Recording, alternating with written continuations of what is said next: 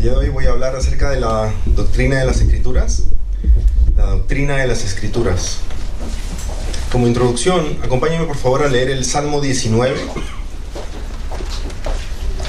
Salmo 19, versículo 1, y luego del 7 en adelante.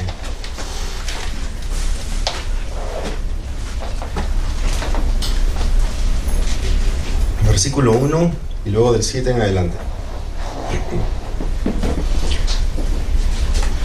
Dice: los cielos proclaman la gloria de Dios, y la expansión anuncia la obra de sus manos. Versículo 7. La ley del Señor es perfecta, que restaura el alma. El testimonio del Señor es seguro, que hace sabio al sencillo. Los preceptos del Señor son rectos, que alegran el corazón. El mandamiento del Señor es puro, que alumbra los ojos. El temor del Señor es limpio, que permanece para siempre. Los juicios del Señor son verdaderos, todos ellos justos. Deseables más que el oro, sí, más que mucho oro fino, más dulces que la miel y que el destilar del panal. Además, tu siervo es amonestado por ellos. En guardarlos hay gran recompensa. ¿Quién puede discernir sus propios errores? Absuélveme de los que me son ocultos. Guarda también a tu siervo de pecados de soberbia, que no se enseñoreen de mí. Entonces seré íntegro y seré absuelto de gran transgresión. Sean gratas las palabras de mi boca y la meditación de mi corazón delante de ti, oh Señor, roca mía y redentor mío. Oremos. Te oramos, alabado Padre, para que nos ilumines mediante tu Espíritu y podamos entender y aceptar las verdades de las Escrituras, tu palabra, la Santa Biblia. En el nombre de Cristo Jesús. Amén. Pregunto, ¿qué es lo que nos hace cristianos, protestantes, evangélicos, y no de otros grupos religiosos típicamente asociados con el cristianismo, como los católicos romanos, testigos de Jehová, mormones, adventistas del séptimo día, cristadelfianos, griegos ortodoxos? ¿Qué es lo que nos diferencia? La doctrina de la fe, con la salvación por Doctrinas, medio de la fe, ¿no? Principalmente la sola fide, ¿no? Por medio de la fe. Es justamente lo que nos diferencia, son nuestra adherencia a las 5 solas de la Reformación, ¿no? Entre las cuales está solamente por la fe. ¿Qué son las 5 solas? Son las 5 afirmaciones en latín que resumen las creencias teológicas básicas de los reformadores o protestantes del siglo XVI que se contrapusieron a las doctrinas católico-romanas. Las 5 solas de la Reformación son sola gratia, que es que Dios salva solo por su gracia, es decir, solo por su favor inmerecido. Sola fide, solo fe, que es que Dios salva y justifica solo por medio de la fe. Solus Christus, solo Cristo, que es solamente por la cruz de Jesucristo uno se salva, ya que Él es el único intermediador entre Dios y hombre. Soli Deo Gloria, es decir, solo a Dios sea la gloria, lo cual significa que solamente Dios se merece la gloria por la salvación de pecadores, puesto que se lleva a cabo tanto por su voluntad como por su acción. Y sola Escritura, solo por medio de las Escrituras.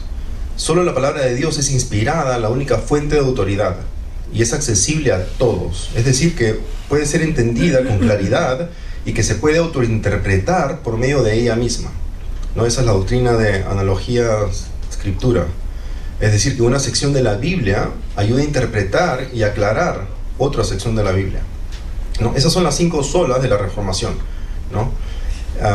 Entonces, específicamente en lo concerniente a las Escrituras, lo que nos distingue de otros grupos religiosos es nuestra doctrina de las Escrituras. Por otro lado, es esta misma doctrina de las Escrituras, entre otras cosas, la que nos une a otros grupos o denominaciones de hermanos cristianos bíblicos, ¿no?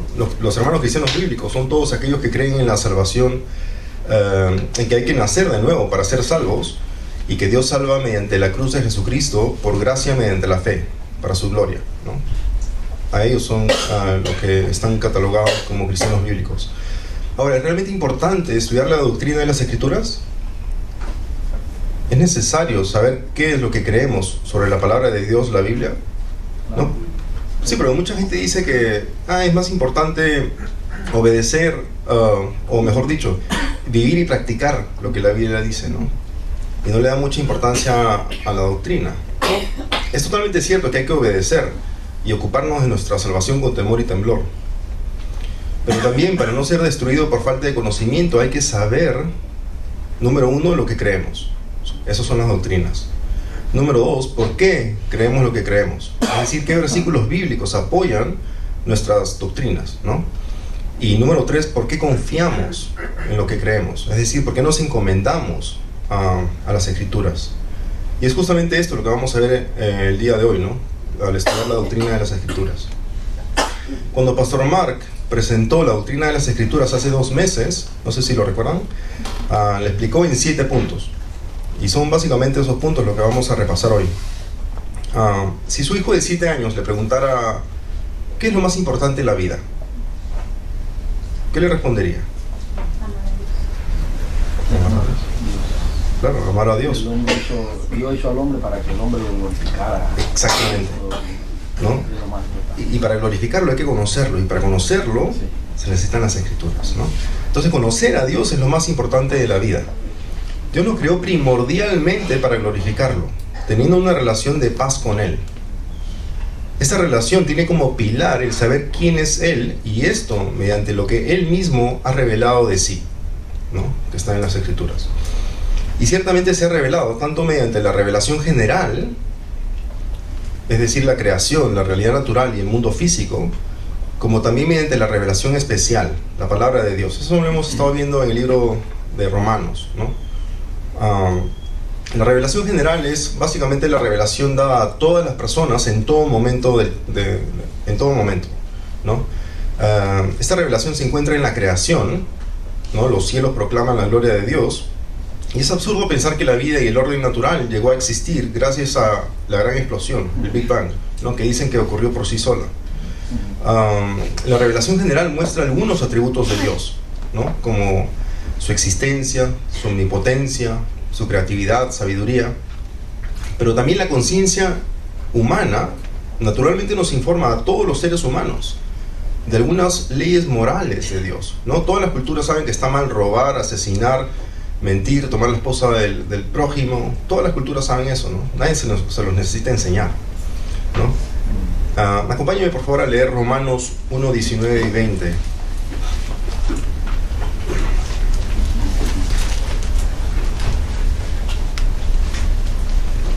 Romanos 1, 19 y 20.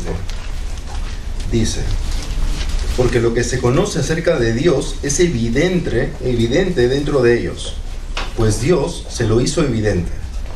Porque desde la creación del mundo, sus atributos invisibles, su eterno poder y divinidad, se han visto con toda claridad, siendo entendidos por medio de lo creado, de manera que no tienen excusa, ¿no? Pueden pasar a la página siguiente, en el capítulo 2, versículo 14 y 15, dice: porque cuando los gentiles que no tienen la ley, y en este caso se refiere a la ley que los judíos recibieron de Dios, ¿no? Cuando los gentiles que no tienen la ley cumplen por instinto los dictados de la ley, ellos, no teniendo la ley, son una ley para sí mismos, ya que muestran la obra de la ley escrita en sus corazones, su conciencia dando testimonio y sus pensamientos acusándolos unas veces y otras defendiéndolos. Esto significa que la revelación general evidencia indirectamente de que Dios existe, nos informa algo de sus atributos y nos ayuda a conocer algo de su estándar moral, ¿no? Esto da como resultado una conciencia de culpa ante Dios, ya que las personas saben instintivamente que no han cumplido con los requisitos morales que Dios demanda. Es justamente esta culpa la que conduce a muchísima gente a esconderse de Dios, ¿no? Como lo hicieron Adán y Eva, justo después de pecar, ¿no? Muchos cierran sus ojos para no ver la realidad, se tapan los oídos para no escuchar la verdad, y desconectan su raciocinio y su conciencia para luego decir lo que el necio dice en su corazón. ¿Qué es lo que el necio dice en su corazón? No hay Dios, ¿no? Muchos se ocultan de Dios por la culpa, pero también otros se ocultan Pero también otros, tanto por la culpa como por el miedo, al percibir que sus acciones tienen consecuencias y serán retribuidas en un futuro juicio divino, se refugian en religiones, ¿no? Religiones falsas que intentan apaciguar esa culpa y miedo con ritos, rezos exculpatorios repetitivos, flagelos o inclusive ofrendas expiatorias, como lo son las indulgencias, ¿no? Entonces, lo que la revelación general definitivamente no proporciona es el conocimiento de la única solución verdadera a la culpa del hombre ante Dios, el perdón de los pecados que viene a través de Jesucristo. Para eso se necesita, ¿qué cosa? La revelación especial. ¿Qué es la revelación especial? Es la revelación de Dios que se halla en las Escrituras, ¿no? Esta revelación especial es donde Dios se revela a sí mismo, su santidad mediante sus leyes, su justicia mediante sus juicios y su amor mediante su gracia, y también donde se revela el plan redentor y los roles de Dios en esa obra redentora, ¿no? Por el Padre, la elección; por el Hijo, la obra expiatoria mediante su muerte y resurrección en la cruz; y por el Espíritu Santo, la convicción personal y aplicación salvífica de ese sacrificio de Jesús, ¿no? Para los creyentes. También la revelación especial es donde Dios nos revela la historia de su amor, ¿no? Inicialmente para con el pueblo de Israel, hoy para con la iglesia, y en un futuro otra vez para con el pueblo de Israel, ¿no? Porque sabemos que a Israel le aconteció un endurecimiento parcial hasta que haya entrado la plenitud de los gentiles, ¿no? Y todo Israel será salvo, dice. Entonces, en la revelación especial se nos revela todo aquello que Dios quiere que sepamos y que el mundo natural, es decir, la revelación general, no puede revelar. Entonces, para resumir, la revelación general no es suficiente para salvarnos, ¿no? Todo el mundo la recibe, creyentes y no creyentes, pero no es suficiente para salvar a nadie, pero sí es suficiente para condenar.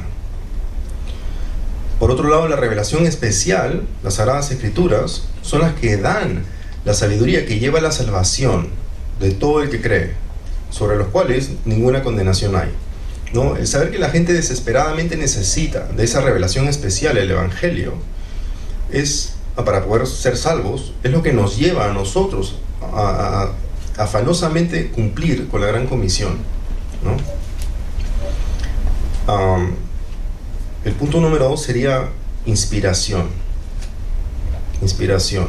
Acompáñame por favor a 2 de Timoteo 3:16.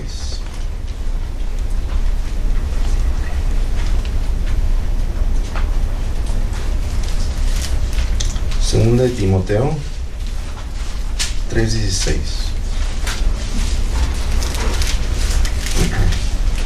Dice: toda escritura es inspirada por Dios y útil para enseñar, para reprender, para corregir, para instruir en justicia, a fin de que el hombre de Dios sea perfecto, equipado para toda buena obra. Esa palabra inspirada en el lenguaje original del Nuevo Testamento, el griego koiné, es la palabra theopneustos, ¿no? Theo viene de Dios y pneustos o neo es respirar, ¿no? O sea, es respirada por Dios, es exhalada por Dios, ¿no? Y si la Biblia realmente es inspirada por Dios, entonces Dios mismo la inspiró, es el que le inspiró a los autores humanos a escribir exactamente lo que Él quería que escribieran, ¿no? En lugar de simplemente dictarles palabras, Dios aprovechó y actuó a través de sus personalidades, estilos de escritura, capacidades, experiencias, circunstancias únicas y particulares, ¿sí? Esto hace que las Escrituras sean una obra totalmente divina por Dios y una obra totalmente humana, ¿sí? Los dos, ¿no? Las Escrituras son tanto el testimonio humano acerca de la revelación divina, tanto como la mismísima revelación divina, ¿no? Son un testimonio de Dios y la revelación de Dios, ¿sí? Acompáñame por favor a 2 de Pedro 1:20. 2 de Pedro 1:20. 20 y 21. Dice: pero ante todo, sabed esto, que ninguna profecía de la Escritura es asunto de interpretación personal, pues ninguna profecía fue dada jamás por un acto de voluntad humana, sino que hombres inspirados por el Espíritu Santo hablaron de parte de Dios. Entonces, dado que las Escrituras son inspiradas por Dios, debemos confiar en ella como la revelación definitiva de la boca del Dios mismo, ¿no? De Dios mismo. Hay que recordar cómo Jesús le respondía al diablo cuando lo tentaba en el desierto. ¿Alguien se acuerda? Escrito está, ¿sí? Escrito está, escrito está, escrito está. 3 veces lo dijo. Y una de esas veces le contestó, escrito está. No solo de pan vivirá el hombre, sino de toda palabra que sale de la boca de Dios. Jesús claramente se refería a las Escrituras y nos muestra lo esencial que es alimentarse diariamente de las Escrituras para fortalecer nuestra fe en Dios y poder soportar los ataques espirituales de todo tipo. Entonces hemos cubierto la revelación general con la revelación especial y la inspiración. Ahora vamos a cubrir la inerrancia de las Escrituras. ¿Alguien tiene alguna pregunta hasta ahora? ¿No? Inerrancia. Sí, en ese versículo que tú leíste de que ninguna profecía de la Escritura es de interpretación privada, muchos teólogos, ¿no?, dicen que si tú sacas una doctrina que el único que cree que la tiene eres tú, dice que es muy difícil que sea algo claro, siempre debe ser algo erróneo, porque no hay más personas que coincidan contigo en cuanto a esa doctrina, ¿tú me entiendes? Entonces por eso es que es Dios, como hay el Espíritu Santo, que haga revelación. Sí. Justamente vamos a ver después que todo se debe de filtrar de acuerdo a las Escrituras, ¿no? O sea que cuando alguien escucha algo nuevo, de todas maneras hay que ser un poco cuidadoso, ¿no?, cauteloso y compararlo con las Escrituras. La inerrancia. La doctrina de la inerrancia nos dice que la Biblia es completamente veraz en todo lo que afirma en sus manuscritos originales. Otra forma de decir esto es que la Biblia no se contradice, ni afirma nada que sea falso, ¿no? Dios es el Dios que no miente, ¿no?, como lo afirma Tito 1:2. Y si Él inspiró las Escrituras, ellas no pueden afirmar nada que sea falso, ¿no? Ni hechos históricos, ni nada, absolutamente nada, ¿no? Santifícalos en la verdad, tu palabra es verdad. Leemos en Juan 17:17. Las palabras del Señor son palabras puras, plata probada en un crisol en la tierra, 7 veces refinadas, dice Salmos 12:6. Entonces la próxima vez que leamos la palabra y parezca que hay una contradicción o un error factual, no pare hasta resolver ese misterio, ¿no? Porque todos hemos pasado por eso, ¿no? Nos rompemos la cabeza y luego después de estudiar, de preguntar, de leer el resto de las Escrituras, decimos, ok, esa es la solución, ¿no? Eso es lo que quiso decir y yo lo malinterpreté, ¿no? Hay que acordarse de la inerrancia de las Escrituras cuando uno encuentre uno de esos ejemplos, ¿no? Leer las Escrituras nos debe de llenar de gran paz y confianza sabiendo que Dios la inspiró, ¿no? Y Él no comete errores. Punto número 4 sería la infalibilidad. ¿Alguien tiene una pregunta o comentario acerca de la inerrancia? ¿No? La infalibilidad. La doctrina de la infalibilidad nos dice que la Biblia no falla y no decepciona, ¿no? Que es totalmente confiable y que logra el propósito para la cual Dios le envió. Las Escrituras no pueden enseñar error y así engañar a sus lectores, ¿no? Acompáñenme por favor a 2 de Pedro 1:19.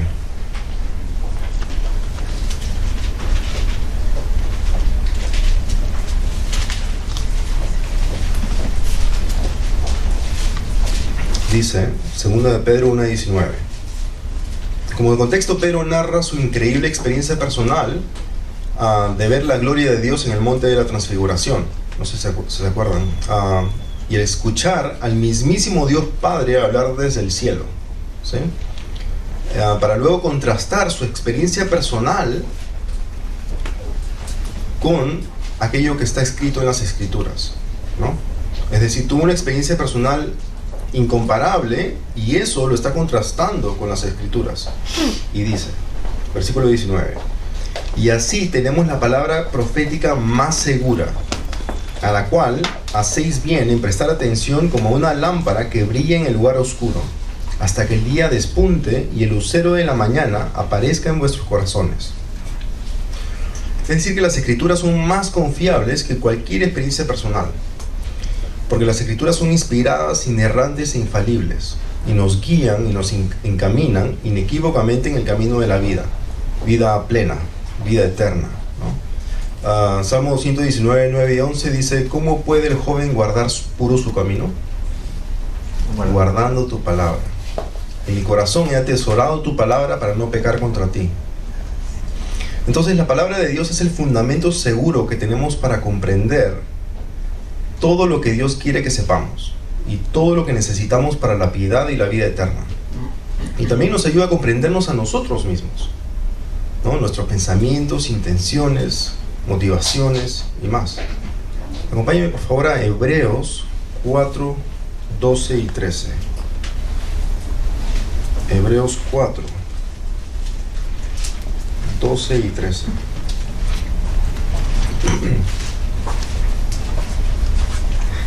Dice: porque la palabra de Dios es viva y eficaz, y más cortante que cualquier espada de dos filos. Penetra hasta la división del alma y del espíritu, de las coyunturas y de los tuétanos, y es poderosa para discernir los pensamientos y las intenciones del corazón. Y no hay cosa creada oculta a su vista, sino que todas las cosas están al descubierto y desnudas ante los ojos de aquel a quien tenemos que dar cuenta. Así que no necesitamos horas de terapia psicoanalítica o de introspección monástica para conocer lo que está en nuestro corazón, ¿no? Lo único que necesitamos es la palabra de Dios, ¿no? Para entender el por qué siento, digo, hago, deseo eso o aquello. La palabra es la que nos dice el por qué. ¿Preguntas o comentarios? ¿No? Número 5, la preservación. La doctrina de la preservación. Dios ha preservado soberanamente las Escrituras durante siglos, ¿no? Asegurándose de que tengamos exactamente lo que Él pretendía que tuviéramos. Isaías 48 dice: sécase la hierba, marchítase la flor, mas la palabra de nuestro Dios permanece para siempre. Acompáñenme por favor a Mateo 5:18. Mateo 5:18. Ahí vamos a leer lo que Jesús dijo sobre la preservación de las Escrituras.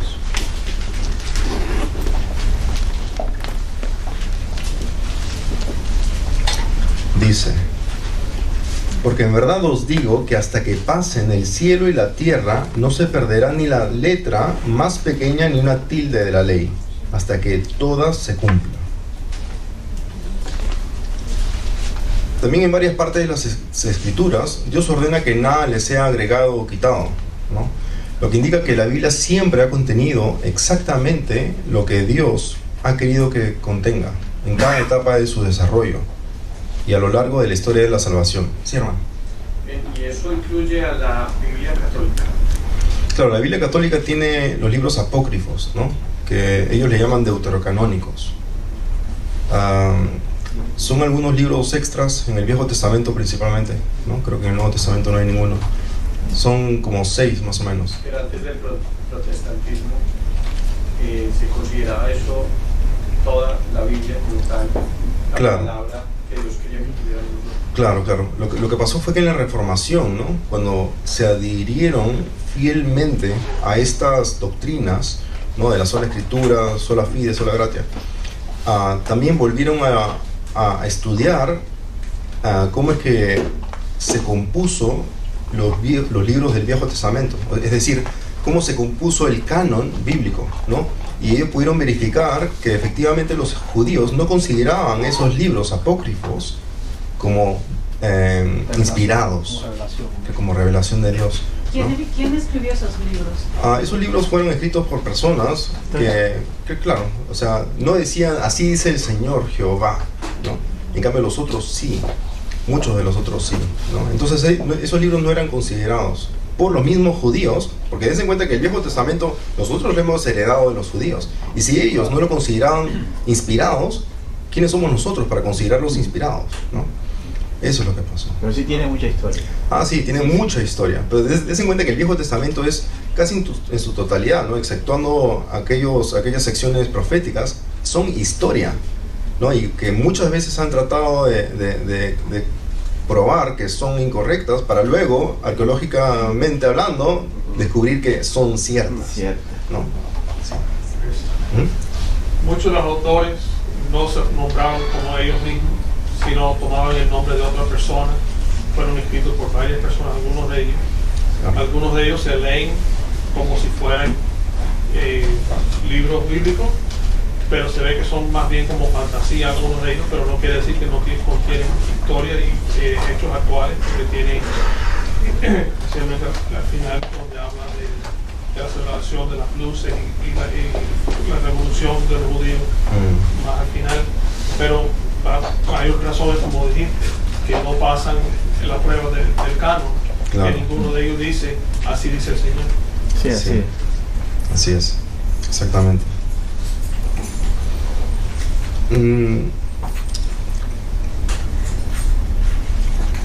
¿Ahí tiene alguna otra pregunta? Esa es una pregunta muy interesante.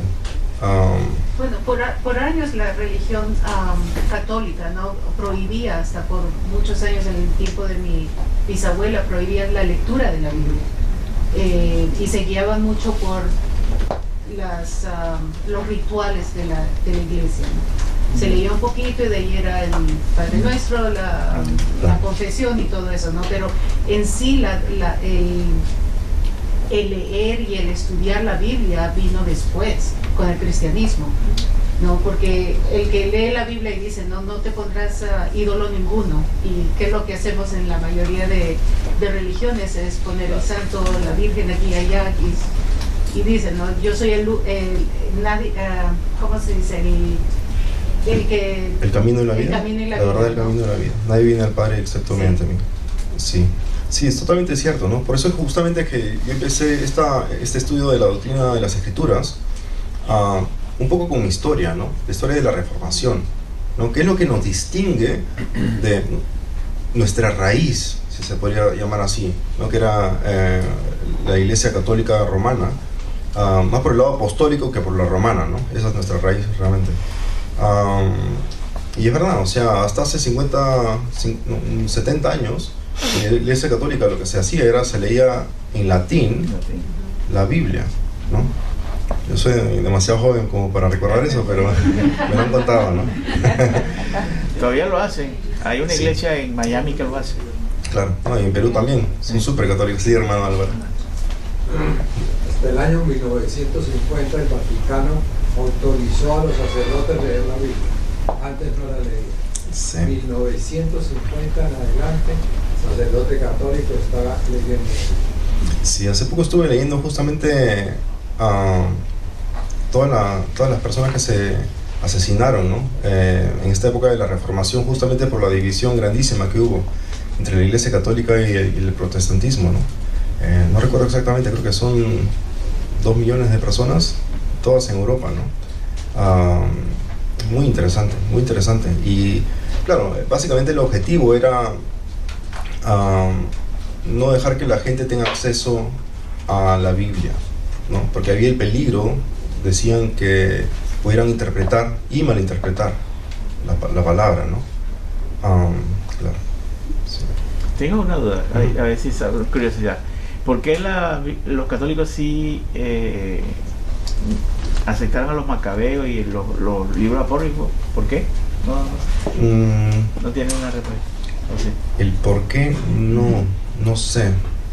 No sé. Tranquilo. Lo que sí sé es el por qué no lo aceptamos nosotros, ¿no? Sí, porque no son inspirados. Sí, eso es una buena pregunta. Sí. Voy a se me ocurre la pregunta.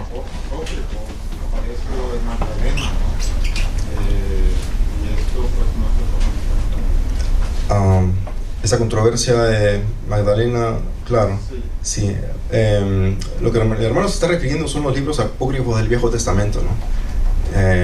Pero claro, en el Nuevo Testamento, en la época post-Cristo, claro, también hay algunos libros que se hacían llamar legítimos, ¿no?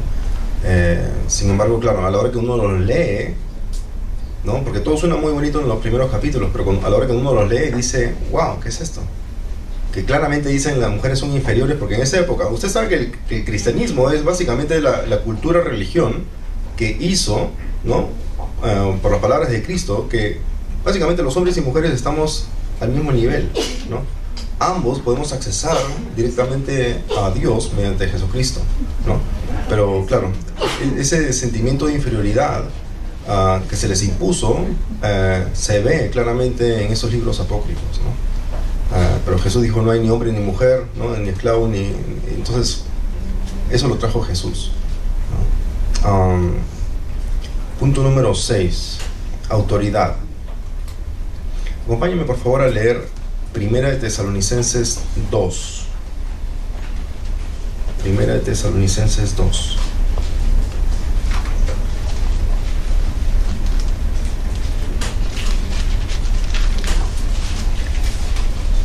Sobre la autoridad de las Escrituras. Primera de Tesalonicenses 2:13, donde Pablo les recuerda a los tesalonicenses la manera como aceptaron su mensaje, ¿no? Dice: por esto también nosotros, sin cesar, damos gracias a Dios, de que cuando recibisteis la palabra de Dios, que oísteis de nosotros, la aceptasteis no como la palabra de hombres, sino como lo que realmente es, la palabra de Dios, la cual también hace su obra en vosotros los que creéis. Amén. Nosotros también debemos reconocer la autoridad de las Escrituras, aceptando y sometiéndonos a la palabra de Dios para que obre en nuestras vidas. Cuando una iglesia no reconoce, ya sea en teoría o en práctica, la autoridad de las Sagradas Escrituras, inevitablemente lo que hace es entregar esa autoridad a personas falibles, ¿no? Y una de esas personas falibles a las que se les entrega esa autoridad somos nosotros mismos a veces. Decimos, bueno, sí, eso es lo que claramente dice la Biblia, ¿no? Pero a mí no me aplica. Eso es lo que decimos a veces, ¿no? Porque estoy en una situación muy especial, ¿no? No creo que a Dios le moleste mucho. Él conoce mi corazón. Él me hizo así. O es por un tiempo nada más, decimos, ¿no? Ustedes saben, ¿no? Somos una fábrica de excusas, ¿no? Y claro, y eso me trae a la mente con estas excusas que acabo de leer, las tentaciones del soltero, las tentaciones del casado porque está casado, los que dejan de congregarse para trabajar demasiado buscando un ascenso, el no amar, compartir, entregar, servir, edificar, bendecir a los de la familia de la fe, sino tomar o acumular, y mucho más, ¿no? Mucho más. Todo lo racionalizamos, es el problema nuestro, ¿no? Así. Normalmente el ser humano, ¿no? Lo que hace es tratar de cambiar la Biblia a su forma, ¿no? Uh-huh. Sin embargo, el plan de Dios es cambiar las personas a su Biblia, a su palabra. Exactamente. Es lo que Dios, es el interés que Dios hace. El cambio el corazón de la persona para que obedezca a su palabra que es inmutable. Y sin embargo los hombres lo que quieren es que adaptar la palabra de Dios a su deseo, a su conveniencia. Claro, eso es idolatría, ¿no? Tratamos de amoldar las verdades bíblicas para que se nos acomoden a nosotros, ¿no? En lugar de nosotros ser hechos a imagen de Cristo, ¿no? Y ahí nace la religión. Claro, ahí justamente donde nacen las religiones, donde dicen, yo puedo tener 6 esposas, porque como él siente que cree que puede tener 6 esposas, ¿no? Lee el Viejo Testamento y dice, bueno, ahí está mi razón, ¿no? Ahí está mi excusa, y se ven, o sea, en esta misma área, un poquito más al norte, 10 minutos, hay iglesias en las que se acepta ese tipo de cosas, ¿no? Poligamia, claro. Sí, hermano. El Vaticano permitía que se estudiara el catecismo del Padre Astete. El catecismo del Padre Astete yo lo estudié más o menos hace como 30 años. Y de ahí en adelante es que permitieron leer la Biblia, pero dirigido por un sacerdote. Hasta ahora que viene la época o la temporada de la espiritualidad dada por los evangelistas, por los cristianos evangélicos, entonces la religión católica se vio obligada a hacer también el mismo papel porque se le estaban yendo los clientes. Sí, es exactamente lo que pasó. Es exactamente lo que pasó. 1 Corintios 4:4, por favor. 1 Corintios 4:4.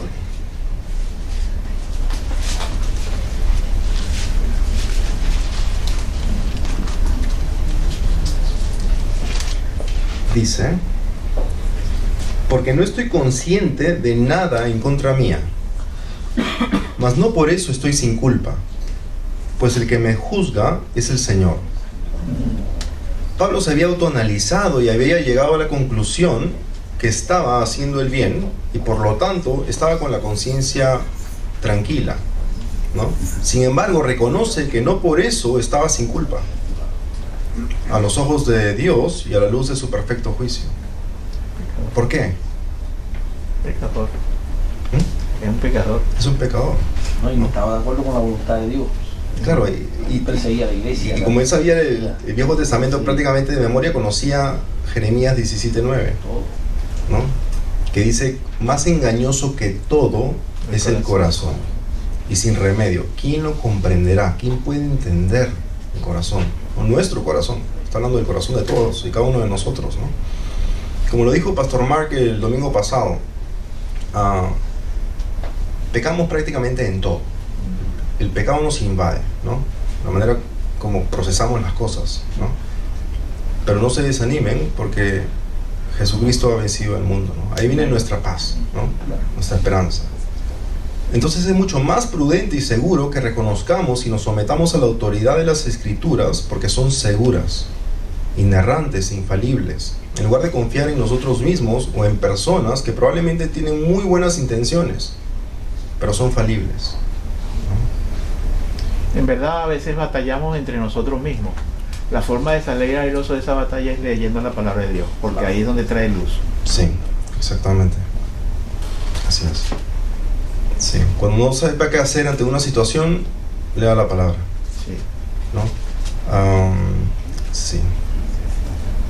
O busca al pastor rápido. También, llámelo. Sí, hermano. Moléstelo. Encontré la respuesta a la pregunta del hermano. Perfecto. Por favor, compártalo. Es de una fuente confiable, se llama God Questions, es un ministerio. Sí, es muy bueno. Ajá. Y dice que los libros deuterocanónicos sí enseñan muchas cosas, pero que no están históricamente accurate. Y que muchos católicos los aceptan y fue agregado a la Biblia católica en el año 1500 como respuesta a la Reforma Protestante. O sea, los agregaron en el año 1500 después de la Reforma Protestante.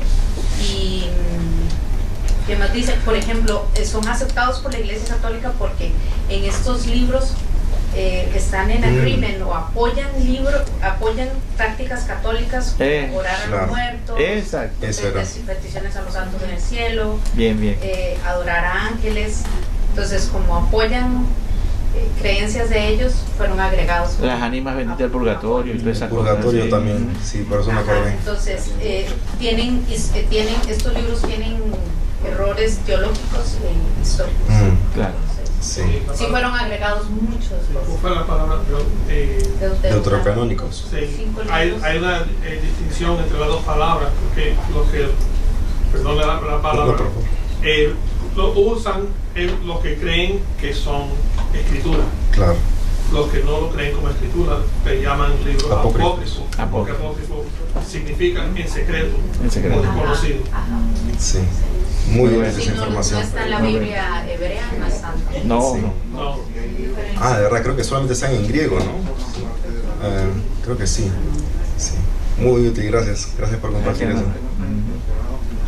Pero hay algo más, y es el sentido que algunas denominaciones pero solamente lo usan los católicos.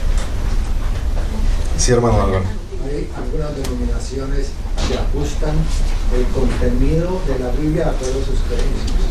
Los mormones, testigos de Jehová, los cuales yo he analizado, y hay otros más de los cuales yo no puedo opinar, pero estas dos denominaciones han orientado sus creencias en la escritura que ellos tienen. Claro. Y así como la Biblia católica, el Vaticano es el que gobierna y es el responsable de todo, Ahí decimos nosotros la religión católica, pero estamos equivocados, es el Vaticano. Sí. El Vaticano, porque la religión católica son creyentes que en una forma o en otra han sido engañados en alguna forma. Entonces no es la religión católica, es el Vaticano. Sí. Y también testigos de Jehová y los mormones. Sí. Mira, ese del libro de María Magdalena que te decía, es un libro apócrifo. Claro. Si nosotros lo tomáramos en cuenta, pero solamente los católicos, sería el Evangelio según María Magdalena. Claro. Sí. Pero nunca va a llegar a ser algo así. Imagínense. Sí. Cualquiera saca cualquier cosa. Sí. Suficiencia, ¿no? Y yo diría que ese es el punto en el que más fallamos, ¿no? Suficiencia. ¿Qué significa la suficiencia de las Escrituras? Significa que las Escrituras contienen todo lo que un cristiano necesita para conocer, obedecer y glorificar a Dios, y así crecer en justicia. Acompáñame por favor a 2 de Timoteo 3. 16. Si se lo sabe de memoria, hermano, Sí. por favor. Toda la escritura es inspirada por Dios y útil para enseñar, para reprender, para corregir, para instruir en justicia, a fin de que el hombre de Dios sea perfecto y equipado para toda buena obra. Sí, y dése cuenta que ese perfecto no significa sin pecado, ¿no? Significa completo. Completo. O sea que la escritura es inspirada por Dios y sirve para todo, ¿no? Enseñar, reprender, corregir, instruir en justicia, para que el hombre de Dios sea perfecto o completo y equipado para toda buena obra. Las Escrituras proveen todas las palabras de Dios que necesitamos para verdaderamente conocerlo de una manera personal y para vivir una vida abundante y piadosa. Entonces, si alguien viene y le dice: hey, tuve un sueño, tuve una visión, escuché una voz o sentí en mi corazón, engañoso sobre todas las cosas, ¿no?, que Dios me dijo tal y tal cosa, lo primero que hay que recordar es la suficiencia de las Escrituras, ¿no? La Biblia ya dice todo lo que yo necesito saber o escuchar, ¿no? Pero de todas maneras deberíamos de filtrar todas las cosas y compararlas a las Escrituras, ¿no? Es decir, preguntarnos inmediatamente qué dice la Biblia al respecto. ¿Sí? ¿Contradice? ¿No lo contradice? Claro. Es posible que Dios hable, pero porque tampoco podemos enmarcar a Dios, ¿no? Pero si alguien está teniendo ese tipo de experiencia, mire la Biblia a ver si eso lo está contradiciendo o no. Claro. Si está en la voluntad de Él. Sí. No, si corresponde a lo que Él ha revelado, ¿no? Claro. Todo debe ser contrastado y verificado a la luz de las Escrituras, ¿no? Primera de Juan 4:1 dice: amados, no creáis a todo espíritu, sino probad los espíritus. Es un mandamiento, ¿no? Probad los espíritus para ver si son de Dios, porque muchos falsos profetas han salido al mundo. ¿Cómo se prueban los espíritus? La palabra. Mediante la palabra Esa de es la Dios. filosofía más que todo. ¿Mm? Filosofías y cosas que hay por ahí rondando. El Claro. espíritu del contenido. Sí, eso hay que contrastarlo con la palabra de Dios, sí. ¿no? Acompáñame por favor a Hechos 17.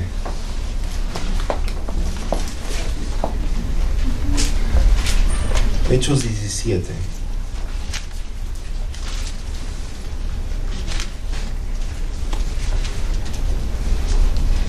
Versículo 10 al 12. Dice: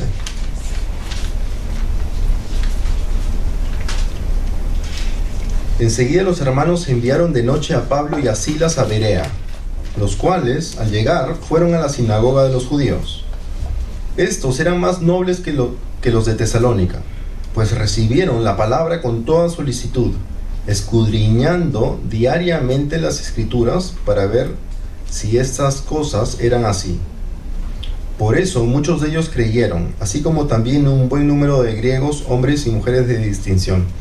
Claro, lo que hicieron los bereanos fue contrastar absolutamente todo lo que Pablo dijo, todo el mensaje que Pablo les llevó con las Escrituras.